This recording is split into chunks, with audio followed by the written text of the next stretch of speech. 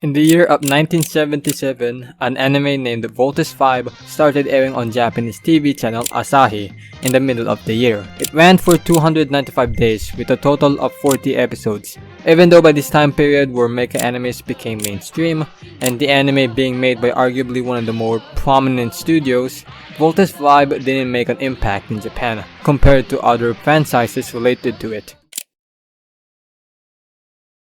However, in 1978, Telesuccess Productions managed to hold the rights to the anime in the Philippines. The English dubbed version of the anime started airing on GMA, and the anime would be grouped up with other Japanese animes who are loved by Filipinos growing up watching these shows. What made Voltes 5 stand out by this time, however, the Philippines was under the dictatorship of the Marcos family, which was in its 7th year under a brutal period in the nation. August 21, 1979, dictator Ferdinand Marcos banned the anime due to its supposed harmful effects and its violent tendencies.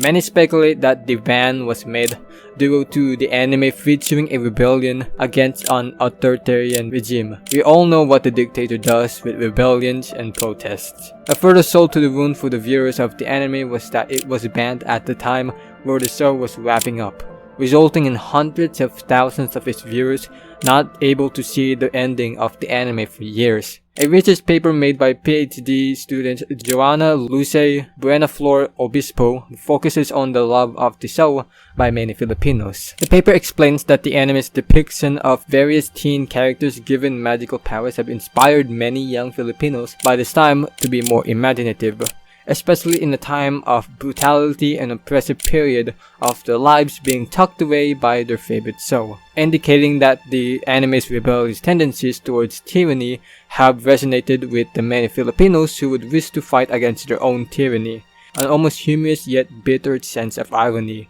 The eventual banning of the show further intensifies this resonation of the show's themes of rebellion towards a regime, quite literally doing the exact opposite of what the ban was supposed to have done for. The paper claims that the ban was the first taste of an unjust and totalitarian rule, which again, as I mentioned earlier, the ban was made before the finale of the show. More bitter irony, huh? The paper further explains that this first taste of injustice made these young Filipinos more aware of the dictatorship, which helps further when the popular opposing senator of the dictatorship, Benigno Aquino, was assassinated, making the dubbed martial law babies paint the dictator the villain. Further bitter irony, with the paper making a ridiculous claim that Voltes 5 was a major contribution to the eventual 1986 revolution, which it's not that far off. Right after the 1986 EDSA revolution that gave birth to the modern government of the Philippines, the show was repaired with the unaired episodes prior to the show's ban finally being shown.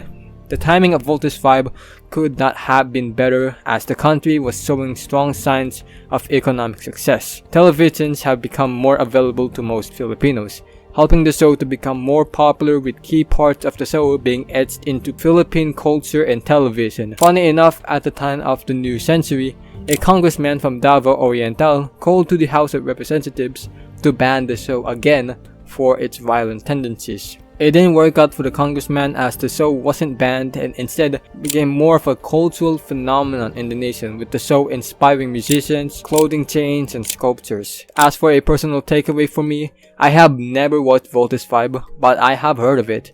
When I was a kid, I thought that Voltes 5 was made by a Filipino artist, somewhat related to other popular fictional Filipino characters. Yeah, the sheer love and admiration of the show from Filipinos was so great that I thought we made it.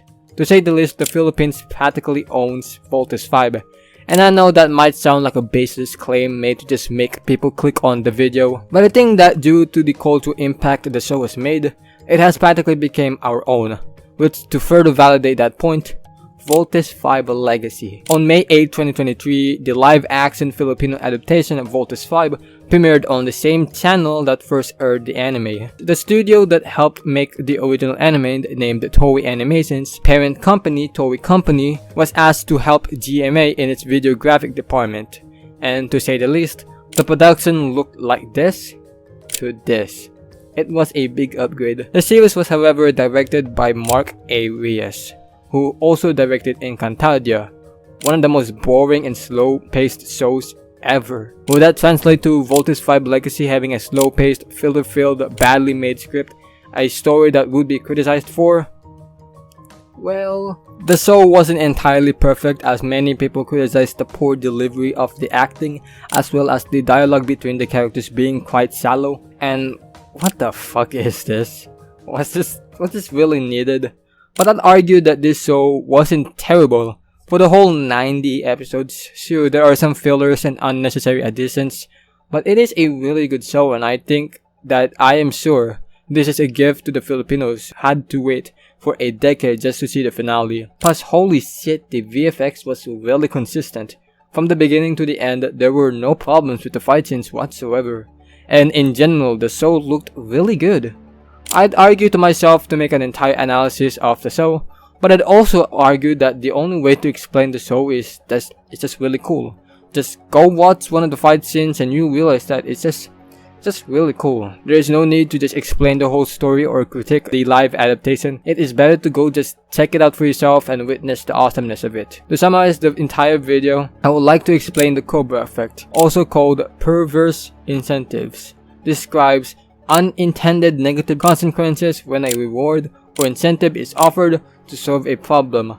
The government at the time thought the Voltes 5 would inspire some kind of rebellious notice against the dictatorship, so they banned the show to prevent it, only for the ban to further intensify the rebellious tendencies to overthrow a regime just so they can finally watch the last episodes of the show. Voltes 5 have definitely made a major impact in the Philippines. The banning of the show has helped the young Filipinos at the time to realize this unjust system they were under, which would be really helpful today. And thanks to that, Voltes 5 would be a part of Philippine culture ever since. And while you can make an argument that it is only due to nostalgia and how it will soon fade away when time goes by, I'd say that it doesn't matter. I think the impact Voltes 5 has made over the decades has solidified itself in our culture. So even if the next generation doesn't have the admiration towards Voltes 5, the phenomenon of Voltes 5 would definitely be mentioned in the future of our culture if a similar occurrence of a Cobra effect would happen. So my message to Blang Blang Marcos: please ban Spike's family. I'd argue that your decision will anger the tens of cosplayers in this damn nation, resulting in a fourth edge revolution. It wouldn't hurt to try it.